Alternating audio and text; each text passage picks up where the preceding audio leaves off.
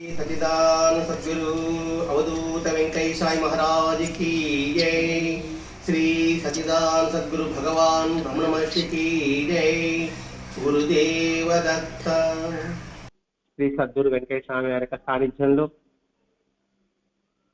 భగవాన్ రమణ మహర్షి యొక్క కనుసన్నల్లో మనం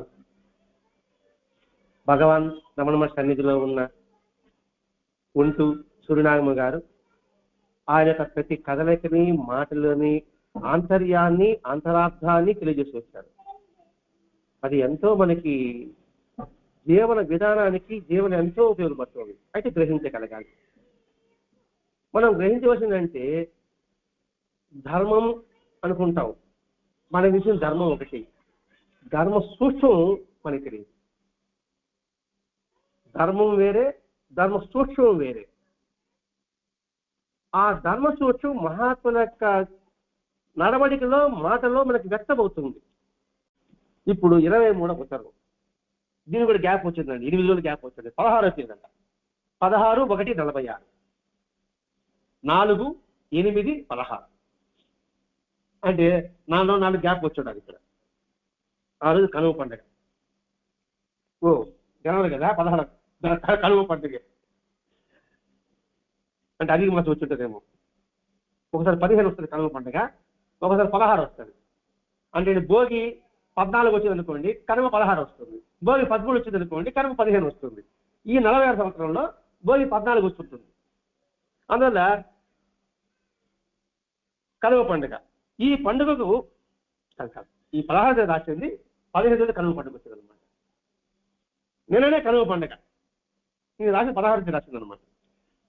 అన్ని దేశాల పశువులకి బాగా అందంగా అలంకరిస్తారు, పొగలు పెడతారు, దాని మెడలో మురుగుల దండలు, ఆ దండలు, ఈ దండలు, టెంకాయలు కొడతారు, పూజ చేస్తారు. అబ్బో ఆ లక్ష్మీ పూజ చూచి తరించాలి, పదవులు చూచి తీరాలి. నొసడ పసుపు కుంకుమ అన్ని పెట్టి అన్ని మాలలు వేసి బూరెల దండలు, జంతికల దండలు, చెరుగు మొక్కలు ఇవన్నీ పెడుతుంటారు కదా. అనేది ఇదేమిరా అని అనిపిస్తే ఏటేటా మామూలుగా ఇదే జరుగుతుంది స్వామి. ఇది రమణ శాస్త్రం జరుగుతుందన్నమాట. ఇది రమణ శాస్త్రం ఏమిట్రా అంటున్నాడు ఆ సర్ది ఉంటాడు కదా, ఆ నిరంజన స్వామి. ఆయన అంటూ ఇది మామూలు జరుగుతుంది స్వామి నాకు 2 వాళ్ళు చెప్పారు.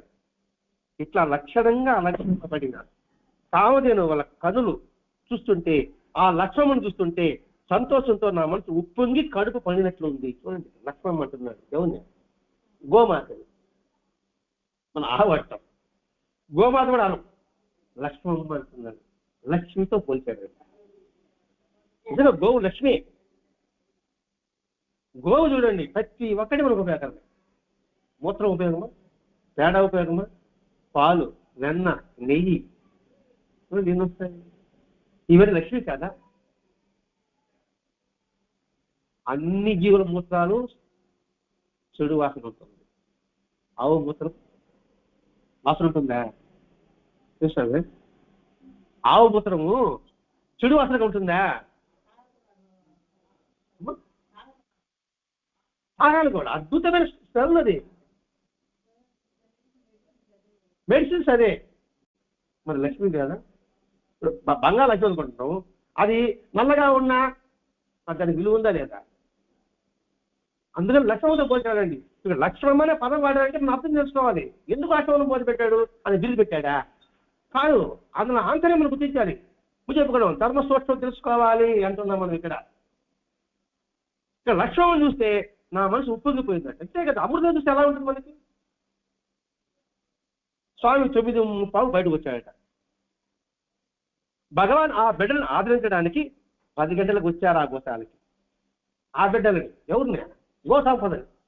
ఇక్కడ ఆ బిడ్డల్ని ఆదరించడానికి గోశాలకు వచ్చాడట. ఆ లక్ష్మి పక్కనే కుర్చీ మీద కూర్చొని ఆ అలంకారం చూస్తూ నా కర్మణ అని పద్యం ఉంటుందండి. రాజ్య చెబుతూ కర్పూర హాసరిస్తున్నారు. అంటే దాన్ని ఒక శ్లోకం ఉంటుంది, నా కర్మణ ప్రజాధనేన త్యాగైనేక అమృత మానసు అనే ఒక శ్లోకం వస్తుందండి. అంటే ఏంటి? కర్మల ద్వారా కాదు, సంతానం ద్వారా కాదు, సంపద ద్వారా కాదు, త్యాగం ద్వారా మాత్రమే అమరత్వం లభిస్తుంది అని పద్యం చెబుదాన్ని పూజ చేస్తున్నారు. అంటే లక్ష్మి త్యాగం, అందుకే లక్ష్మమ్మ పేరు. గోవు జ్ఞానం కదండి, అది ఏం ఆశిస్తుంది? పనికిరాని పచ్చి గడ్డిస్తుంది, మురికి నీరు తాగుతుంది. ఆ పాలంతా దూడకు ఇస్తుందా? లేదు, దూడకు పోంగా దూడ లాగేస్తున్నాం మనం. ఆయన నన్ను దూడ లాగేసారని చెప్పేసి అది పాలు ఇవ్వకుండా మానేసిందా?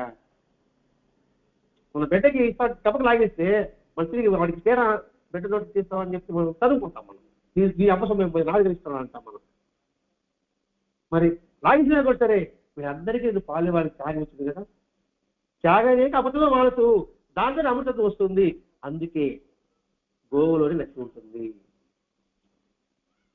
ఇది మనకు నేర్చుకున్నాడండి. ఇక్కడ ఏదో యజ్ఞము దానము తపస్సు చేస్తే నీకేదో మోక్షం వస్తుంది కాదు, త్యాగం ద్వారానే మోక్షం వస్తుంది.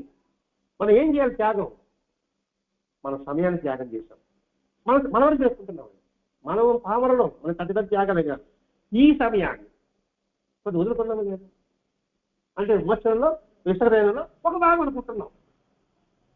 ఇది కూడా నాకు ఇంటికానే ఉండి నేను దేవుడు కొలుస్తానంటే మీకు చెప్తారు కదండి, దేవుడు అంతటా ఉంటాడు, గుడికే పోవాలా? అంతే మరి లేదు, భగవాన్ అంతటా ఉన్నాడు, మా ఇంట్లో దేవుడు ఉన్నాడు, గుడికి ఎందుకు పోయేది అంటాం. ఇదే అన్నాడు నా బోటి కొడుకోడు. మన కరోనా వచ్చింది కదా, కరోనాలో అందరూ ఇళ్ళలో కూర్చున్నాం. కొందరికి గాలి ఇబ్బంది అయ్యి సిలిండర్ కోసం తపన పడ్డారు. విన్నారు కదా, నా బోటి కొడుకు ఈ హాస్పిటల్ చేయలేదు. వీడే అన్నమాట గుడికి ఎందుకు పోయినాడు. అప్పుడు ఆయన భార్య చెప్తుందంట, గాలి అంతగా ఉంది కదా, నీకెందుకు సిలిండర్? గాలి అంతగా ఉంది కదా, నీకెందుకు సిలిండర్? తిరిగి పడుకున్నావు. అర్థమైందమ్మా, భగవంతుడు అంతటా ఉన్నాడు, దేవాలయంలో ప్రత్యేకంగా నిశ్చితమై ఉంటాడు. ఆ సిలిండర్ లేకపోతే ప్రాణం పోయింది. అందుకు దేవాలయాలు వచ్చేదండి. ఎందుకు దేవాలయాలు వీధి వీధికి ఎందుకు? చెట్టు కావచ్చు, పుట్ట కావచ్చు, రాయిగా తప్పగా ఏదో కావచ్చు కాక తప్పకుండా మనకి లభిస్తుంది అక్కడ ఆ విషయం. అందుకని ఈ శ్లోకం చెబుతూ త్యాగంతో నీకు మోక్షం లభిస్తుందా అంటూ ఆయన హారతిస్తున్నారట. కొందరు ఆవులు ఫోటో తీస్తున్నారు. రమణ మహర్షి ఇక్కడ ఫోటోలు చూడండి, కావాలంటే యూట్యూబ్లో కొట్టండి. ఆవు సపరేట్ ఫోటో, ఆవు పక్కనే ఈ నిలబడుకున్నట్టుగా, ఇట సవరిస్తున్నట్టుగా, కొంత కర్ర పెట్టుకున్నట్టుగా, ఉండదు నిమ్మనట్టుగా, ఉండమ్మా ఉండు అంటున్నాడు. దాంట్లో అంటూ సమాజం వలె అవి కర్ణకు నిలిచిపోయింది. ఆవు ఉండమా ఉంటే అంతవరకు ఆ ఆడుతుంది చూడండి, కళ్ళు అట్లాగే నిలబడిపోయిందట. అంటే ఒళ్ళంతా నిమురుతున్నాడట. రమణ మహర్షి యొక్క వామహస్తం అంటే కుడిచి అనుకోండి, వీపున నుంచి దండం పట్టుకోండి, అంటే ఇంకా కర్ర ఉంటుంది కదా, ఆ ఊత కర్ర పట్టుకున్నాడు. దాన్ని పట్టుకొని ఆ దృశ్యం చూసి తీరాల్సిందే. మనం వర్ణించలేకపోతున్నాం కానీ ఒక చేత్తో ఆవు నిమురుతూ ఉన్నాడు, నిమురుతూ ఉన్నాడు, పైన అంటున్నాడు, ఒక కర్ర పట్టుకున్నాడు. ఆ చూస్తాంటే కృష్ణ భగవానుడు గోవుల్ని కాపలాకి ఎలా ఉంటుందో అలా అనిపించింది ఆ దృశ్యం. ఎవరికి? సూర్యుడు చూసి తీరాల్సిందే. కొందరు ఫోటో ఆవుల ఫోటో తీశారంట, ఈయన ఉండి ఫోటో తీశారు. తలంపులోకి యూట్యూబ్లో కనిపెట్టింది. అది నిమ్మతాడు ఇట్లా ఉన్నప్పుడు కర్ర పెట్టుకుంటే ఇవికి అలా అనిపిస్తుందట. ఫోటో 2-3 ఫోటోలు తీశారు కాబట్టి మనం చూడగలుగుతున్నాం. ఇప్పుడు ఆ దృశ్యం చూసి తీరాల్సిందే. ఆమె నోటికి పళ్ళు గారెలు అందిస్తుంటే ఆమె నోటికి, ఎవరి నోటికి? గోమాత నోటికి. అదే మన ఫోటో తీశారట. వీడియో కూడా ఉంది. రమణమహర్షి కుట్టించండి, అప్పుడప్పుడు చూడండి, మేము చదువుతున్నాం కదా, అది కూడా దర్శిస్తాం. ఆ తినిపిస్తుంటే మరొకటి ఫోటో ఇచ్చినట. నీవు ఇక్కడికి వస్తే ఇవన్నీ చూడవచ్చు అంటూ వాళ్ళ ఆనక ఉత్తరం రాస్తానమాట. నువ్వు ఇక్కడికి రా, ఇవన్నీ నువ్వు చూడదు, చెప్పినా కూడా ఏం పారవశం ఉంటుంది. నువ్వు ఇక్కడికి వచ్చావనుకో ఇవన్నీ నువ్వు చూడవచ్చు. లక్ష్మీ సహితంగా భగవానుడు గోశాల మధ్య ఉన్నప్పుడు దృశ్యం చూస్తుంటే ఎలా ఉంటుందంటే రేపల్లోని గోపాలకృష్ణుడు జ్ఞాపకం వచ్చాడు. అంటే ఆమె ఎంత డీప్గా ఆ దృశ్యాన్ని చూస్తుంది చూడండి. మనం అనుకుంటాం రమణ మధ్య తోకతాడు, నిమర్తాడు తోకతాడు అనుకుంటాం మనం. ఆ పోటీగాడు అదే బాక్సా కూర్చున్నాడే తన కోట్ ఇచ్చినాడే అనుకుంటాం మనం. అంటే రేపలలో కృష్ణుడు జ్ఞాపకం వచ్చాడు. అదీ కాక కృష్ణుడు గోలాదనాథుడు పరమాత్ముడని, ప్రకృతినే రాదని చెప్పబడి ఉంది. ఇది ఒక పురాణంలో. ప్రకృతి వచ్చి రాధ, పురుషుడు వచ్చి కృష్ణుడు. ఐరావ సంబంధం గల ప్రకృతి పురుషులే రాధామాధవులని ఆ పురాణ సిద్ధాంతం. ఈ గోవు రమణ మహర్షి అలా అనిపించారట. అలా అనిపించారట. అంటే ఎంత చూడండి, అది సత్కర్మల వల్లే, సద్గుణం వల్లే వస్తుందండి, లేక రాదండి. సాధన వల్లే వస్తుంది, లేక రాదు. ఇప్పుడు రామకృష్ణ చిన్నప్పుడే ఆకాశంలో మేఘాల్లో ఆ పచ్చుడుకు పోతామంటే కృష్ణుడు నల్లని మేఘం అనుకొని, కృష్ణుడు మెడ అనుకొని ఆ పచ్చుడంతా ఆయన మాల ధరించినట్టుగా భావించి ఆయన సామాజిక స్థితి కలిగిందట. అంటే ఎంత ఇది జన్మల సాధన ఫలం జరుగుతుంది. ఒక్కసారిగా లభించదండి. ఏది ఒక్కసారిగా ఎప్పుడు లభించదు. ఆయన దినదిన ప్రవాహం అవుతేనే అది లభిస్తుంది. అలాగే ఆ పురాణంలో చెప్పినట్టుగా అయ్యేది అలా అనిపించిందట. శరీరం కొంచెం ఎడమ పక్క వదిలేట్టుగా టీవీగా నిలిచాడు. మీరు అప్పుడు చూడండి, ఆవిడ పట్టుకుంటాడు, కళ్ళ పట్టుకుంటాడు, ఇలా వంగినట్టు ఉంటుంది ఆయన కూర్చునేది. ఆ చెయ్యి లక్ష్మీ పైన పెట్టుకుని కుడి చేతితో వేణు ఉన్నట్లుగా కర్రబట్టి ఆనంద సముద్రంలోని అలా నురుగుగా అన్నట్లు చిరునవ్వు ముఖం చెందుతుంటూ అన్నది ఎలా ఉంది? సముద్రంలో అలా నురుగు కట్టది, అలా ఉందట నవ్వు. వెంకటేశ్వర కూడా అలాగే ఉంది. మనం చూడాలా, ఏమన్నా చూస్తానో పోతా ఉన్నాం. ఆ నవ్వు చూడు ఎలా ఉంటుందో. అబ్బా వచ్చారా మన దగ్గర అని చూస్తాను. అలా నురుగట్టుగా ఉందట.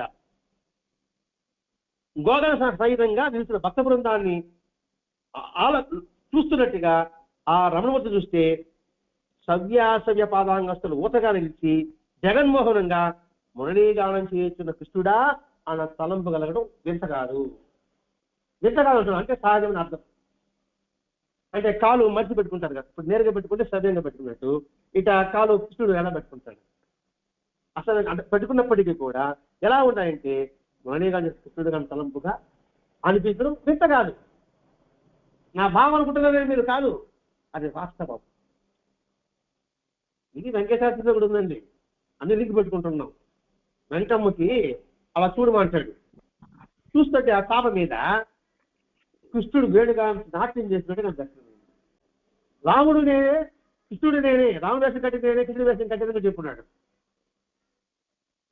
చూడండి, మహాత్ముడు ఇక్కడ రమణ మహర్షికి ఎలా దర్శనమిస్తున్నాడు, వెంకటేశ్వరుని దర్శనమిస్తాడా లేదా? అందుకే వాళ్ళ సకల దేవతా స్వరూపములు, సకల తీర్థాలు వాళ్ళ సన్నిధిలో ఉంది అనే భావన మనకున్నప్పుడు ఏదో పుస్తకాల మీద మనం ఫాలో అయ్యాం అనే దిగులు ఉండదండి. అయ్యో గంగ తీర్థం వాళ్ళకి నాకు ఇవ్వలేదని భావన ఉండదండి.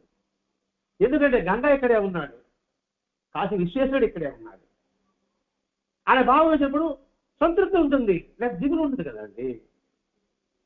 అది చెప్తున్నాను ఇక్కడ. ఆ కృష్ణుడే మురళిగా చేసినట్టుగా ఉంది, అంత కాదు.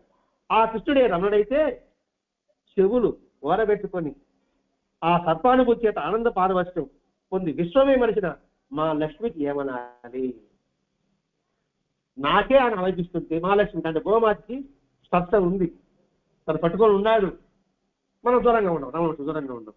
ఇంకా ఆయన అదృష్టం ఏమనాలి?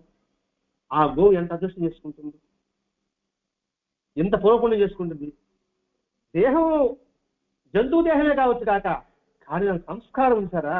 మరి ఎన్ని ఆవులు లేవు, మరి ఆవుకే ఆ గోమాతకి ఎందుకంత ప్రాధాన్యత ఇస్తుంది? ఆ గోమాతని స్వామి ఎందుకు స్పర్శ చేశాడు అంటే దాని పూర్వపుణ్యం ఎంత ఉంటుంది అని మనం ఆలోచించగలిగితే,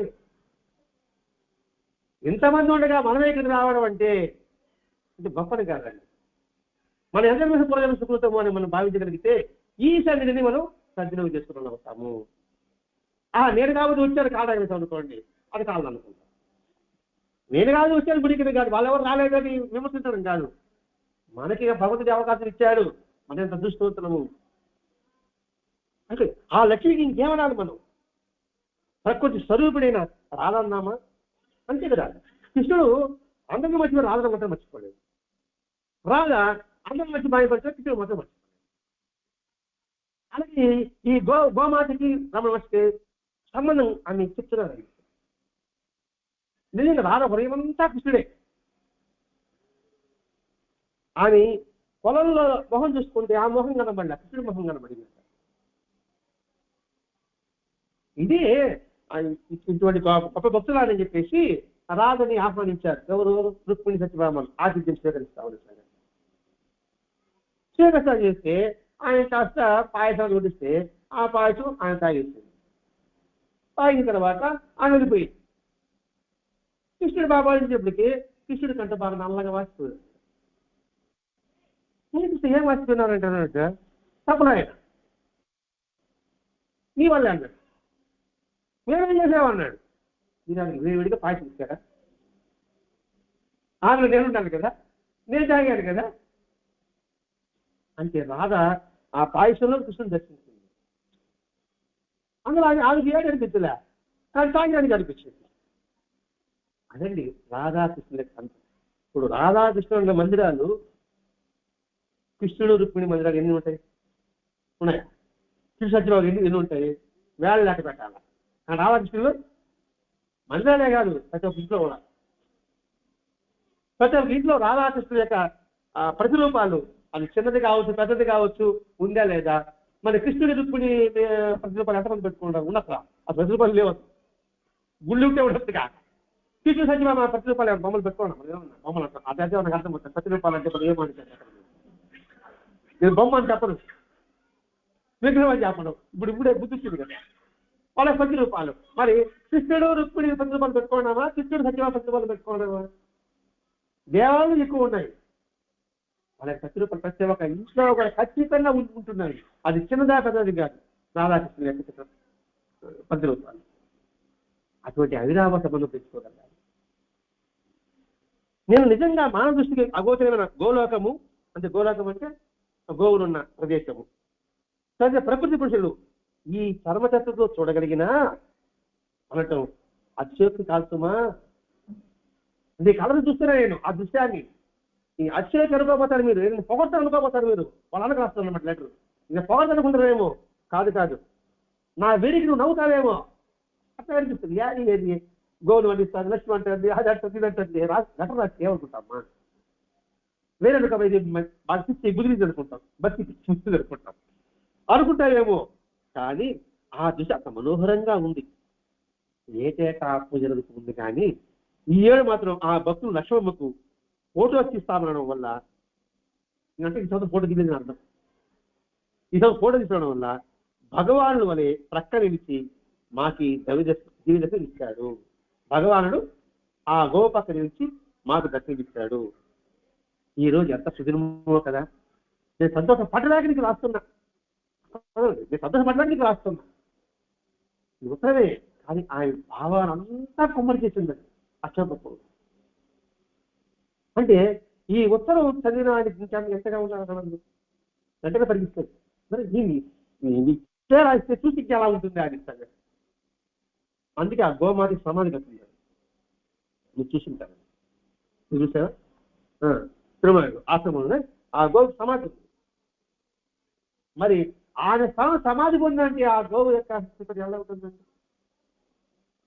అద్భుతం. ఆ స్థానాన్ని మనం పొందాలి. ఇప్పుడు వెంకటేశ్వర అనేక సేవకులు ఉన్నారు, కానీ స్వామి సమాధి పక్కనే సమాధి పొందిన ఎవరు పోలేదు. ఎంత అదృష్టం అండి. వెంకటేశ్వర సమాధి పక్కనే పోలేదు సమాధి. చూసేవారు మీరు? మరి దాన్ని ఎవరు పట్టించుకోవడం లేదు. కానీ ఇప్పుడు పడ్డాన్ని అలా అలా వదిలేస్తున్నారు వాళ్ళు. సరే, వాళ్ళు వదిలేసే ఉంది, ఆడగుడిలో వాళ్ళు ఉంది. ఆ స్థానాన్ని పొందాలి, ఆ పొందడానికి చేసే ప్రయత్నమే మనం చేయాలి అనే భావంతోనే మనకి మాస్టర్ గారి మనకి స్పష్టంగా అందించారు.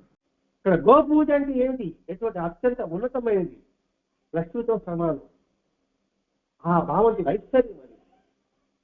అది ఎన్ని జన్మల పుణ్యము. ఇది చూడండి, బాబా చెప్పడం వస్తుందండి. సాక్షాత్ భార్య అందరూ పదాలు తెచ్చిపెట్టారు, నైవేద్యం తెచ్చిపెట్టారు. ఆయన చివరికి లాస్ట్కి తీసుకొస్తుంది. చివరికంటే ప్లేట్ అక్కడ ఉంటుంది, దూరంగా ఉంటుంది. వీళ్ళందరూ బ్రహ్మాండంగా వెండి పనులు బంగారాలు పెడేసి ఉన్నారు. నేను లేచి దాన్ని తీసుకున్నాను. ఇది దాటుకుంది బాబా శ్రీడి సాయి. ఏంటి పక్షపాతం అన్నారు?